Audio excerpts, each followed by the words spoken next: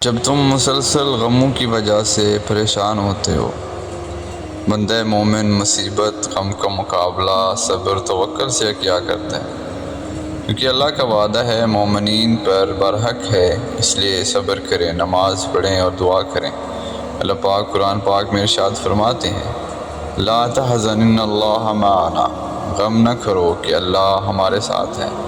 جب اللہ ہمارے ساتھ ہے تو غم کس چیز کا؟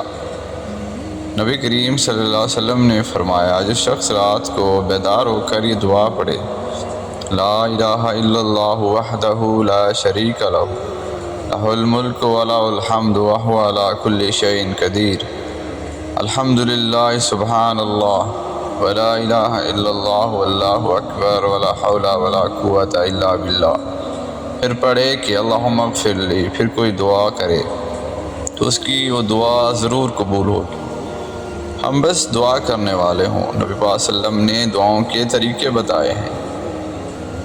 ہمیشہ ہر چیز ہر بات اللہ کو بتاؤ، اس سے دوستوں کی طرح بات کرو۔ دل جب بھی تڑپنے لگے تو اس کی طرف بھاگ جاؤ۔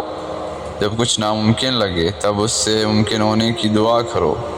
جب زبد کی حدوں کو توڑ کر اشک رخسار کے راستے بہنے لگے نا، تو دونوں ہاتھ خلا میں اٹھاؤ اور التجا کرو۔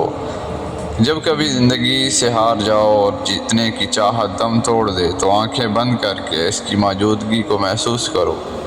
پھر دھڑکتے ہوئے دل پر ہاتھ رکھو، ان دھڑکنوں کی سرگوشیوں کو محسوس کرو۔ یوں لگے گا جیسے وہ اسی سینے میں موجود ہے، جیسے وہ ان دھڑکنوں میں لہو کی مانند دوڑ رہا ہے، جیسے وہ پوری طرح روح پر قابض ہے۔ پھر سکون بھی ملے گا، زندگی آنکھوں سے نظر آئے گی اور ہونٹوں سے مسکرائے گی۔ اسے محسوس کرنے میں اتنا سکون ہے تو سوچو اگر اللہ روبرو آ گیا تو کیا سے کیا حال ہو جائے گا۔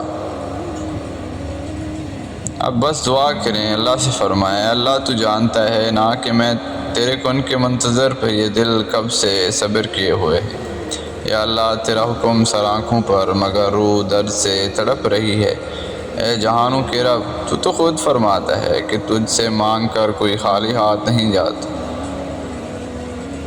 مومن کے ایمان کا پتہ آزمائش میں چلتا ہے کہ جب ہم ہر طرح سے دعا کر لیتے ہیں مگر کوئی اثر نہیں ہوتا۔ نا امیدی کے ہزار اسباب کے باوجود اللہ سے امید ختم نہیں ہوتی۔ پتہ ہے ایسا کیوں ہوتا ہے؟ کیونکہ ہم جانتے ہیں کہ اللہ تعالیٰ اور اس کی مصلحتوں کو وہی بہتر جانتا ہے، اور میرا رب بہتر لے کر بہترین عطا کرتا ہے۔ بے شک وہ بہترین فیصلہ کرنے والا ہے۔ ہمیشہ اپنے رب کا شکر ادا کیا کریں۔ ہر دکھ، اذیت، تکلیف بس اس وقت کم یا ختم ہو سکتی ہے جب صرف اللہ کو بتایا جائے۔ اللہ کے علاوہ کوئی نہیں جو اس تکلیف کو کم کر سکے۔ ایک اللہ ہی ہے جو کچھ بھی بتایا جائے بڑی توجہ سے سنتا ہے، پھر مشکلات کو حل بھی کر دیتا ہے، نیا راستہ بھی دکھا دیتا ہے، کوئی سبب بنا دیتا ہے، کیونکہ وہ قادر ہے، سب کچھ کرنے پر قادر ہے، وہ سب کچھ کر سکتا ہے۔ خود کو اللہ کی رضا پر راضی کر لیا جائے تو زندگی آسان ہو جاتی ہے۔ اللہ کی رضا میں رہنا سیکھیں، اپنی زندگی کو پرسکون بنائیں۔ کوئی مشکل آئے تو اس کو آزمائش سمجھ کر صبر کر لیں۔ بڑی سے بڑی پریشانیوں میں بھی اپنے وقت پر شکر ادا کرنا مت بھولیں۔ لوگوں کو معاف کر دیا کریں، کیونکہ اللہ تعالیٰ بہترین حساب لینے والا ہے۔ وہ سنتا بھی ہے اور بہت قریب ہے۔ وہ جانتا ہے آنکھ میں ٹھہرے ہر آنسو اور دل میں چھپی ہر غم کو۔ اس سے اس کو پکاریں تو وہ آپ کا رب ہے۔ شیطان رب کا نافرمان ہونے کے باوجود ہمت نہیں ہارتا، تو آپ رحمان کے بندے ہو کر حوصلہ کیوں چھوڑ دیتے ہو؟